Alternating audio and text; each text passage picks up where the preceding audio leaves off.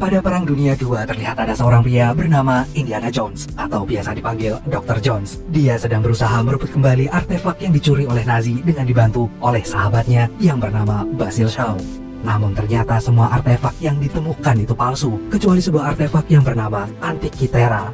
Lalu secepat kilat, Jones pun berhasil merebut Antikythera dari tangan seorang peneliti Nazi yang bernama Jürgen Voller. Dan terjadilah baku hantam di antara mereka.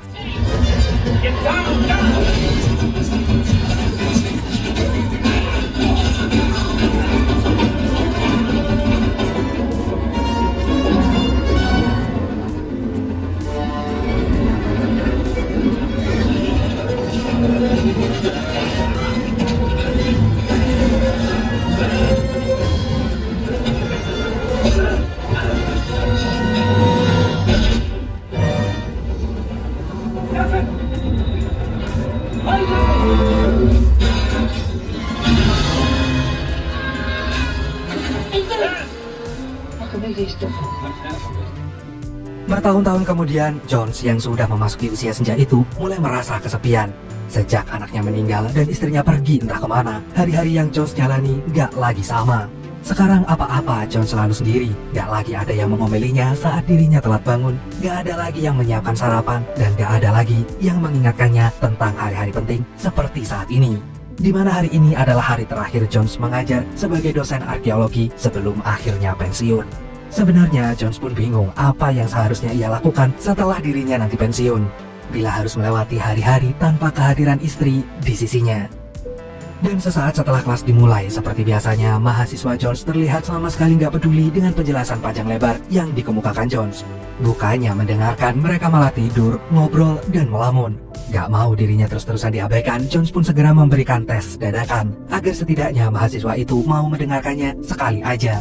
Awalnya Jones kira tes itu bakal dicuekin, tapi di luar dugaannya ada seorang wanita yang bernama Helena yang tampak begitu antusias menjawab satu persatu pertanyaan yang Jones ajukan. Tentu saja hal itu membuat Jones merasa semangat. Namun sayangnya semangatnya itu seketika harus turun saat mendapati kenyataan kalau kelasnya udah berakhir begitu saja. Setelah selesai mengajar, Jones mendapatkan kejutan perpisahan dari rekannya yang lain, yang kemudian dihadiahi sebuah plakat atas dedikasinya mengajar selama ini. Namun bukannya menyimpan tuh plakat, Jones malah memberikannya ke gelandangan, dan dengan cepat ia pun pergi ke warung kopi. Ketika lagi santuy ngopi, Helena tiba-tiba muncul dan duduk di sebelah Jones. Seketika itu, Jones pun tersadar bahwa Helena bukanlah mahasiswanya, tapi seseorang yang sengaja menyelundup masuk ke kelasnya tadi. Gak mengelak sedikit pun, Helena akhirnya berterus terang tentang siapa dirinya sebenarnya. Rupanya Helena ini adalah anak baptis dari Jones alias anak dari mendiang sahabatnya, yaitu Basil Shaw. Mendengar itu, Jones sontak kaget. Ia gak menyangka Helena yang dulu masih kecil, kini telah tumbuh dewasa. Tanpa banyak basa-basi, Helena cerita kalau ia ternyata juga kuliah di jurusan arkeologi dan senang memburu barang-barang antik dan harta karun. Lalu Helena pun mulai membahas tentang potongan Antikythera yang waktu itu sempat ditemukan Jones dan ayahnya, di mana Antikythera ini adalah sebuah artefak yang konon katanya bisa membuat mereka menjelajahi waktu di masa lalu ataupun masa depan apabila mereka berhasil menggabungkan 3 potongan Antikythera yang saat ini terpisah di berbagai tempat yang berbeda. Mengetahui satu potongan Antikythera ada di tangan Jones, Helena pun meminta Jones menunjukkan di mana keberadaannya sekarang. Meski Jones awalnya merasa sangat keberatan, tapi akhirnya ia luluh dan bersedia menunjukkannya. Di sisi lain terlihat kalau Jürgen Voller ternyata masih hidup. Saat ini, Voller telah bekerja untuk NASA dengan identitas baru dan dibantu oleh kelompok CIA yang dipimpin oleh Mason. Karena ambisinya yang ingin kembali ke masa lalu, Voller pun rupanya masih mengincar Antikythera. Voller ingin memperbaiki dan mengubah alur sejarah dunia. Voller ingin Nazi lah yang memenangkan perang dunia waktu itu. Lalu Voller mengirimkan antek-anteknya beserta Mason untuk merebut Antikythera dari tangan Jones. Sementara itu, Jones ngajakin Helena pergi ke gudang penyimpanan barang-barang bersejarah yang ada di kampus tempatnya mengajar. Ia sengaja menyimpan Antikythera di sana, gara-gara ia tahu betul kalau tuh artefak sudah menjadi incaran banyak orang di luar sana. Di waktu yang bersamaan, antek-antek Voller dan Mason menyelinap masuk ke kampus John. Mula-mula mereka menggeledah ruangan kerja Jones dulu, dan pas ada dosen yang mempergoki, antek Voller pun langsung Setelah itu mereka pun bergegas ke gudang. Mason berkali-kali memperingati agar gak terjadi lagi baku tembak. Begitu melihat kedatangan antek-antek Fowler, Helena buru-buru kabur sambil membawa lari anti-kiteranya.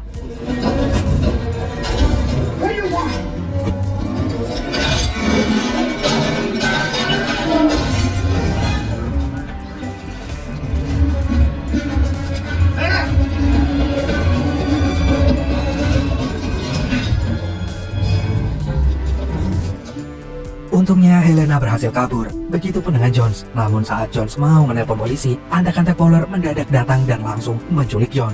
Dengan sangat cepat mereka lekas membawa masuk Jones ke dalam mobil box dan segera melaju meninggalkan kampus.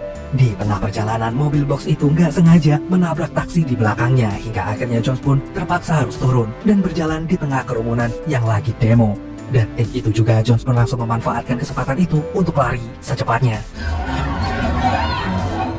Pas nggak sengaja melihat polisi, John segera meminta bantuan. Tapi karena polisinya lelet, antek-antek Fowler pun keburu datang mengejar Jones lagi.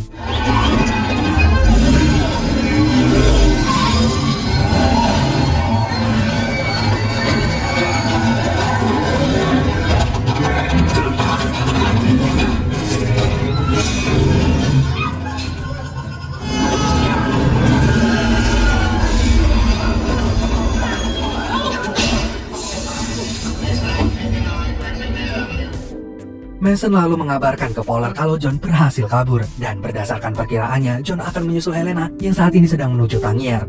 Tanpa pikir panjang, Fowler pun segera meminta disiapkan pesawat pribadi untuk segera pergi ke Tangier. Sementara itu, John yang berhasil kabur mendadak kaget saat mendapati kenyataan kalau sekarang dirinya telah menjadi buron karena dianggap sebagai dalang pembunuhan rekan kerjanya. Gak lama dari itu, temannya yang kita sebut saja Soleh datang menjemputnya. John pun lantas menceritakan semua kejadian yang baru saja menimpanya kepada Soleh. Lalu Soleh memberitahu Jones kalau selama ini Helena tinggal di Tangier dan hidup sebagai pencuri ulung.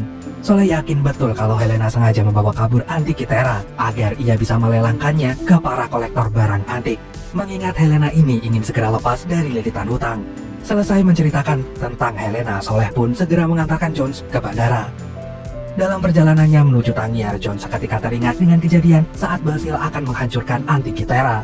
Sambil ketakutan, Basil memperingati Jones kalau tuh artefak sangatlah berbahaya apabila berada di tangan orang yang berambisi ingin mengubah masa lalu. Karena bagaimanapun juga yang namanya masa lalu itu gak pernah bisa dirubah. Jones yang mendengarkan itu pun hanya bisa menenangkan Basil. Lagian baginya soal antik Kitera bisa menjelajahi waktu itu hanyalah mitos. Dan supaya Basil lega, Jones berjanji biar dia aja yang akan menghancurkan tuh artefak. Namun sampai saat ini John gak pernah menepati janjinya dan kini ia pun merasa menyesal. Gak lama kemudian John sampai di Tangier. Dengan sangat terburu-buru ia pergi ke tempat pelelangan Helena. Namun saat mau masuk, John langsung dicegat oleh seorang bocah yang bernama Teddy. Dan dengan 1000 macam cara, John dengan cepat mengelabui itu bocah hingga akhirnya ia berhasil masuk dan menghentikan pelelangannya. Bertepatan dengan itu, Fowler pun muncul bersama antek-anteknya. Melihat itu, John tentu saja shock berat. Ia nggak menyangka kalau Fowler masih hidup. Setelah itu, terjadilah perdebatan panjang hingga akhirnya berubah menjadi baku hantam.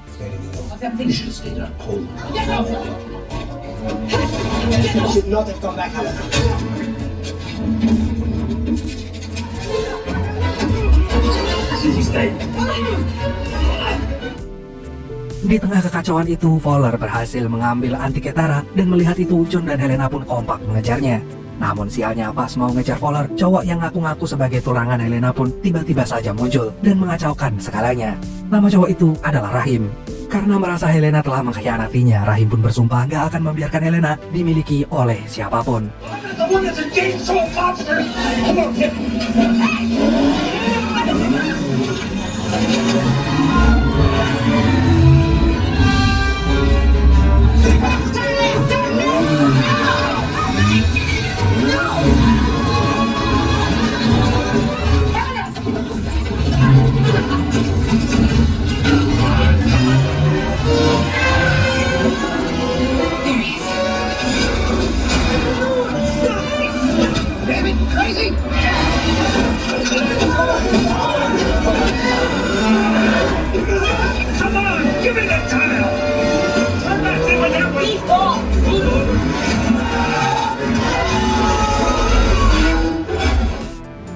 Meski akhirnya berhasil lolos dari kejaran Rahim, tetapi mereka gagal mengejar Fowler lantaran ban bajainya malah kempes.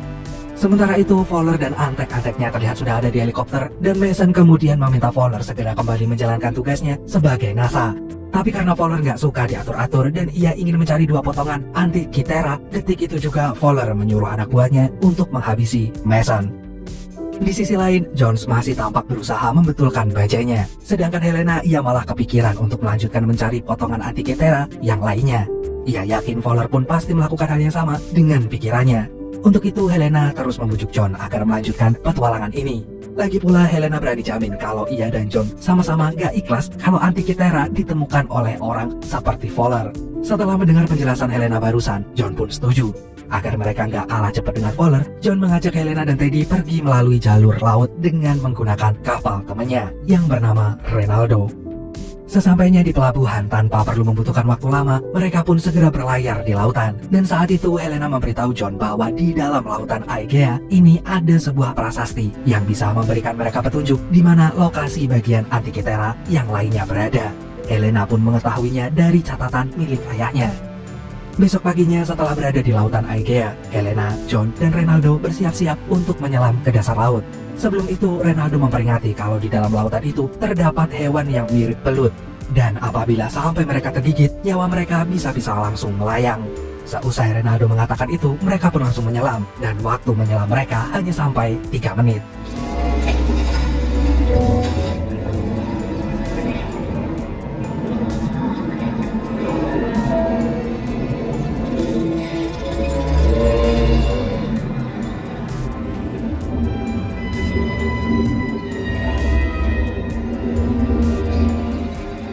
Humans.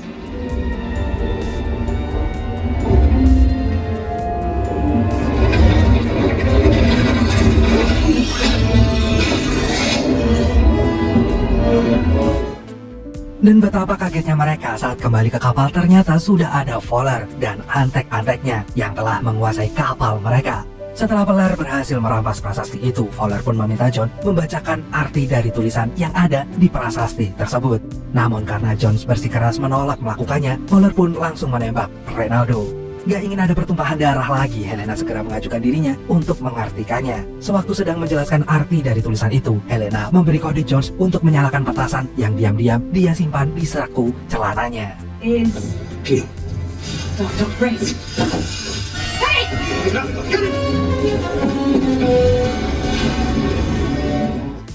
Lalu Helena, Jones, dan Teddy buru-buru melarikan diri sambil naik perahu milik Fowler. Di tengah perjalanan menuju Sisilia, Jones menunjukkan sesuatu yang menakjubkan. Kalau prasasti itu dibakar, ia akan meleleh dan menunjukkan wujud aslinya yang berupa sebuah logam emas.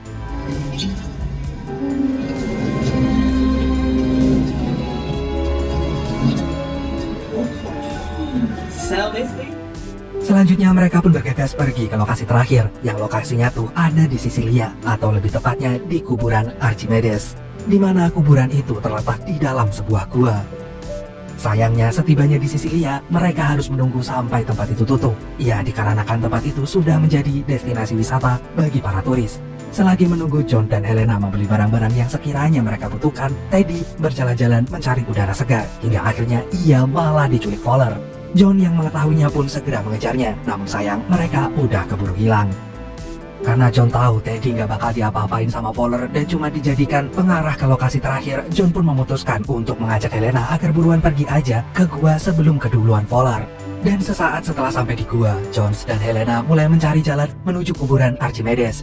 Begitu melihat ada sebuah celah di atas sana, tanpa pikir panjang mereka pun langsung manjat.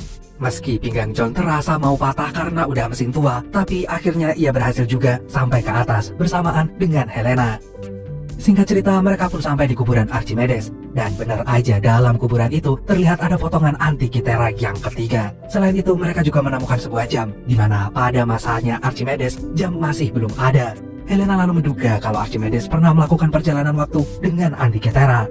Gak lama kemudian, Fowler dan antek-anteknya pun muncul. Dengan cepat ia merampas potongan anti Kythera itu dan menyatukannya dengan potongan yang lainnya. Setelah itu, Fowler pun memutar jarum jam anti Kytheranya. Dan bertepatan dengan itu, Teddy yang berhasil kabur pun muncul dan langsung mengacaukan semuanya.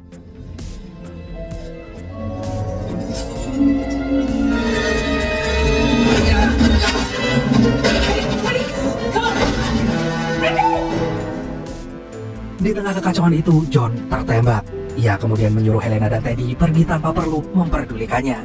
Setelah itu, John dibawa pergi sama Fowler dan adik-adiknya, yang rupanya diikuti Helena dan juga Teddy dari belakang. Dalam perjalanan menuju lokasi penerbangan, Fowler bilang kalau sebentar lagi mereka akan kembali ke Perang Dunia II. Dia sebentar lagi akan mengubah sejarah yang pernah ada. Selang beberapa waktu kemudian, mereka pun telah sampai ke lokasi penerbangan. Dari kejauhan, Helena menyusun rencana, mula-mula meminta Teddy untuk segera menerbangkan salah satu pesawat yang ada di sana. Sementara dirinya akan mengejar pesawat Fowler yang mulai lepas landas menuju masa lalu.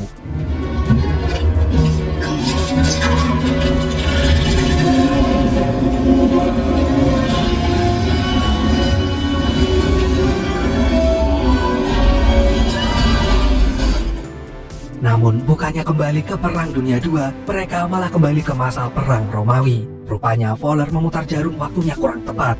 Sambil panik setengah mati, Fowler meminta pilotnya untuk segera putar balik. Sementara itu, Helena yang berhasil masuk ke pesawat Fowler langsung memanfaatkan kesempatan itu untuk menyelamatkan John. Tapi bagaikan senjata makan tuan, Helena malah ditarik salah satu antek Fowler yang hampir jatuh dari pesawat. John yang melihatnya pun segera membantu menyelamatkan Helena.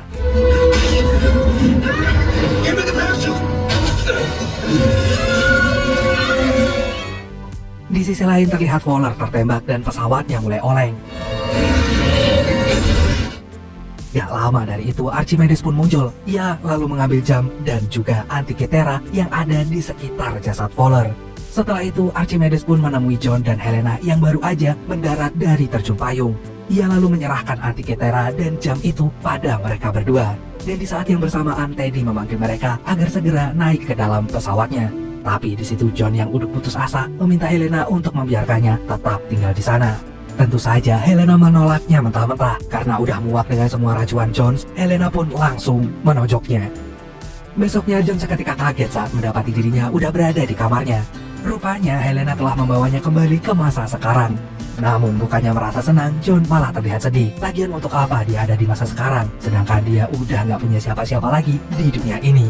Mendengar itu, Helena segera memberikan kejutan pada John dengan mendatangkan istri tercinta John. Dan detik itu juga John pun sangat-sangat bersyukur. Karena kalau sampai Tuhan mengabulkan keinginannya untuk tetap tinggal di masa Perang Romawi II, ia selamanya nggak akan bisa bertemu kembali dengan istrinya yang selama ini dia rindukan.